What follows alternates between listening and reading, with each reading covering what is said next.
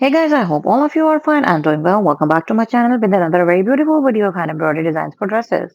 Guys, before going into the further details, please don't forget to like, subscribe, and share my video with your friends and family because your love and support is the only way through which we could grow and grow up into a large and remarkable number of YouTube friends and family members. Now, guys, let's move back towards our main content, that is, which type of embroidery designs are these? So, the beauty and creativity of today's design ideas is that they are representing a very thick and a very stylish view of the hand embroidery, that is 3D hand embroidery patterns are being shared with you.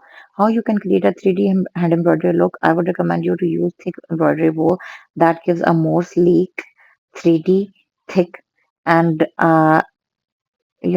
multi-dimensional look to your whole hand embroidery pattern, which is a new and unique concept. So uh, you uh, you can design your dresses for a wide variety of reasons and for numerous ways.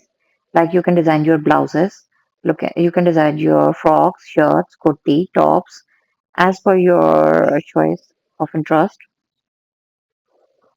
All of these designs are easy, exquisite, and elegant to make.